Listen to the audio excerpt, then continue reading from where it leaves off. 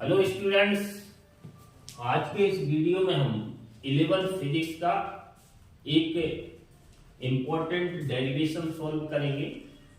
ये क्वेश्चन ऊष्मागतिकी वाले चैप्टर से लिया गया है। क्वेश्चन ये है, रुद्धोष्म प्रसार में गैस द्वारा किए गए कार्य के लिए व्यंजक व्युत्पन्न कीजिए। तो इसमें हमें गैस का प्रसार करना है, लेकिन रुद्धोष्म करना है। रुद्धोष्म मतलब निकाय से ऊष्मा ना तो अंदर की बाहर जा सके और ना ही बाहर की ऊष्मा अंदर आ सके। तो मान लिया हमारे पास आदर्श गैस है। इस गैस की मात्रा 1 मोल ली हमने। अब इस गैस का प्रारंभिक दाब P1 है, आयतन V1 है और तापमान T1 है। और हमने दाब को चेंज किया P1 से P2, तो इसका आयतन चेंज हो गया V1 से V2 और तापमान चेंज हो गया T1 से T2।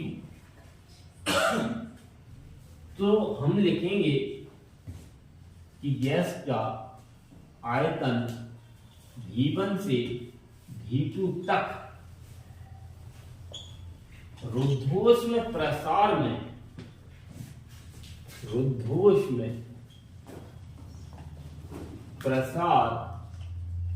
में गैस द्वारा किया गया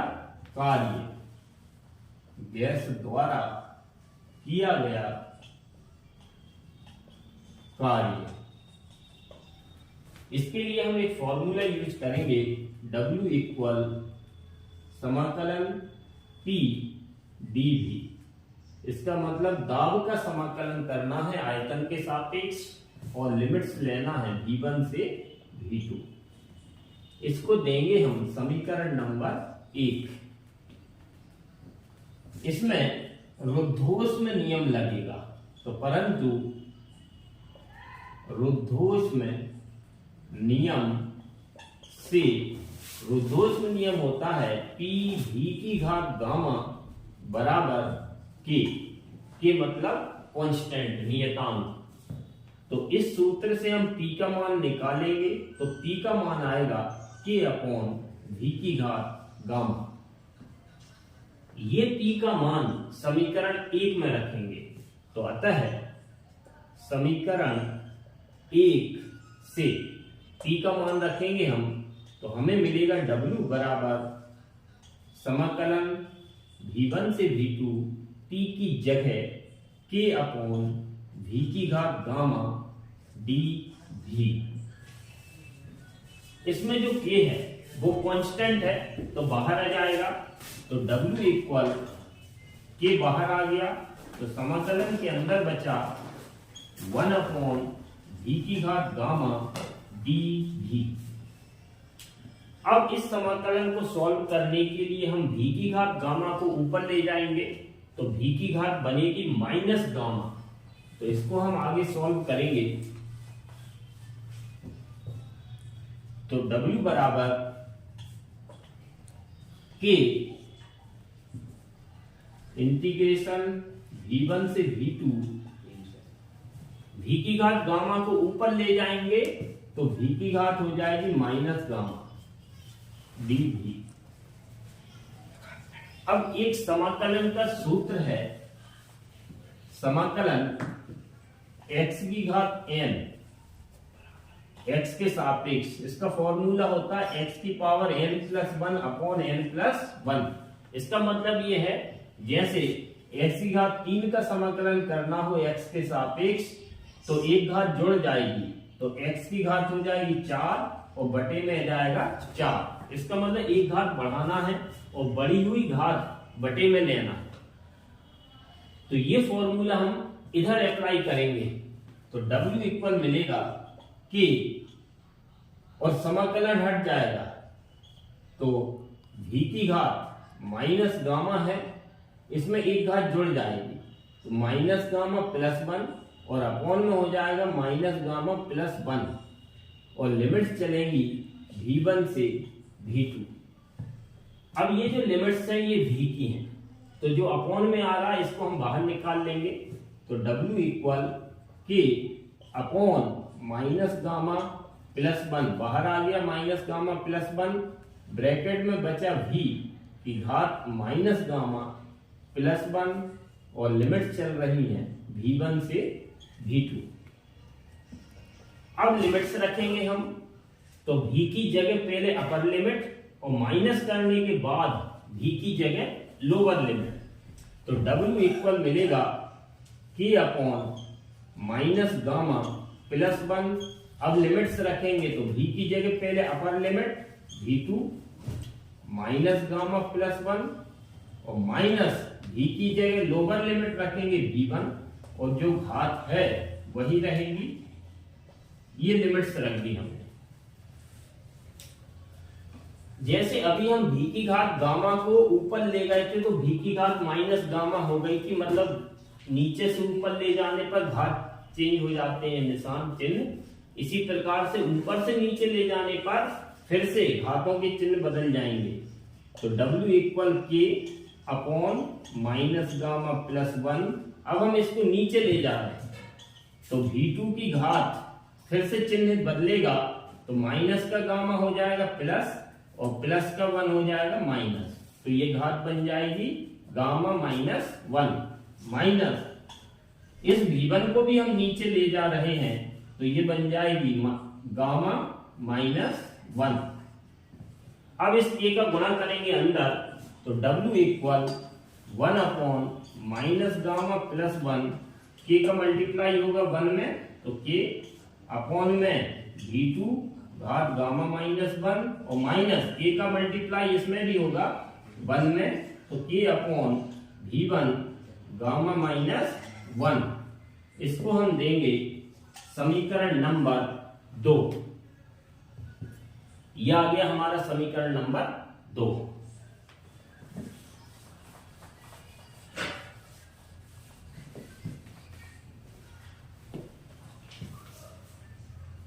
अब हम फिर से एक बार रुद्धोष्म नियम लगाएंगे।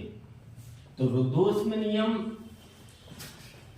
होता है P v की घात गामा इक्वल के मतलब कांस्टेंट।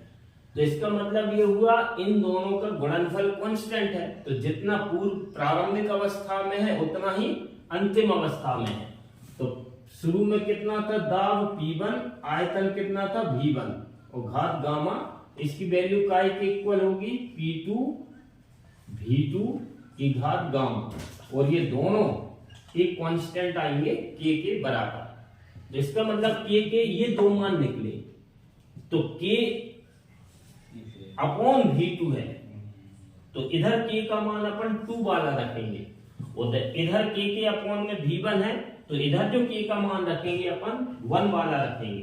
तो ये दोनों मान हम k के इधर रख रहे हैं, तो W इक्वल मिलेगा W equal 1 upon minus gamma plus 1 और k का मान इधर 2 वाला रखेंगे, ये वाला, तो ये आएगा P2 V2 घात गामा और बटे में चल रहा है V2 की घात गामा माइनस 1 और माइनस, अब इधर k का मान 1 वाला रखना, ये वाला, तो ये आएगा अपना P1 V1 घात गामा और बटे में आएगा V1 गामा माइनस 1।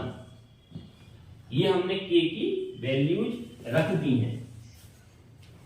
अब इधर है V2 की घात गामा और इधर है V2 की घात गामा माइनस 1। तो जैसे ये लिखा हुआ है x की घात y प्लस 3, तो इसको हम तोड़ सकते हैं x की घात y इंटू x की घात 3, क्योंकि आधार समान हो तो गुणा में घातें जुड़ जाती हैं, तो इसका वापस आएगा तो y प्लस 3 आ जाएगा। इसी प्रकार से ये लिखा हो x की घात y माइनस 2, तो इसको हम तोड़ के लिखेंगे तो x की घात y इंटू x की घात माइनस 2। इसी प्रकार से इस v2 को यदि हम तोड़ दें घातों को, तो v2 की घात गामा और इंटू में आएगा v2 की घात माइनस 1, तो v2 की घात गामा से v2 की घात गामा कट जाएगी, तो नीचे बचेगा अपना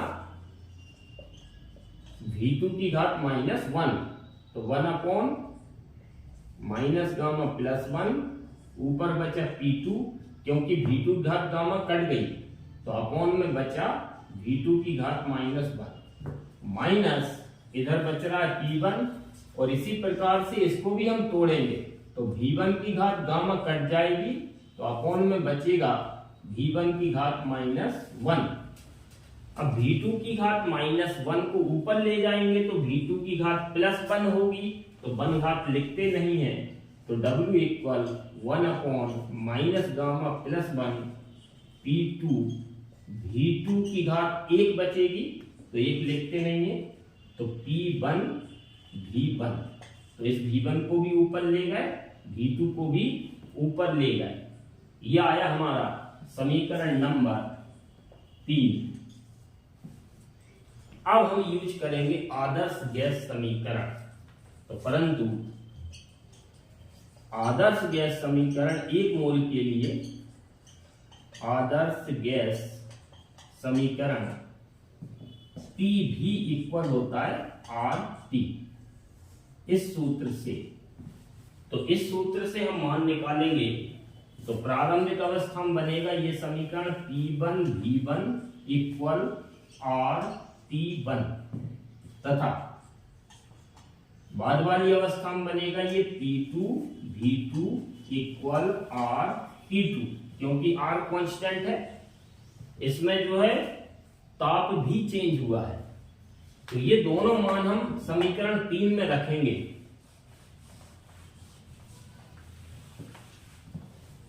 तो हमें मिलेगा W इक्वल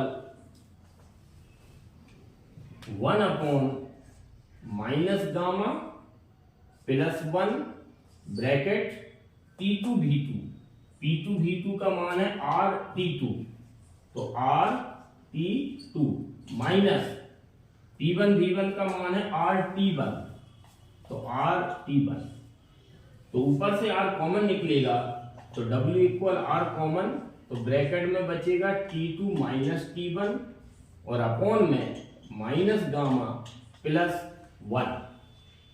अब ये नीचे माइनस गामा +1 आ रहा है तो ये थोड़ा सा उटपटांग लग रहा है, तो इसलिए हम माइनस का गुणा ऊपर नीचे कर देंगे। तो क्या होगा W इक्वल R, ऊपर भी माइनस का गुणा करेंगे तो ये माइनस का हो जाएगा, ये प्लस का, तो पलट जाएगा, तो T1 प्लस का हो गया, T2 माइनस का, और अपॉन नीचे भी माइनस का गुणा करेंगे तो ये माइनस की जगह प्लस हो जाएगा और ये प्लस की जगह माइनस हो जाएगा। ये हमारा रुद्धोष्म में प्रसार में गैस द्वारा किए गए कार्य के लिए व्यंजक है। तो ये क्वेश्चन इंपॉर्टेंट है 11th MP बोर्ड के हिसाब से। तो यदि ये वीडियो पसंद आया हो तो चैनल को शेयर सब्सक्राइब जरूर करें और लाइक भी करें।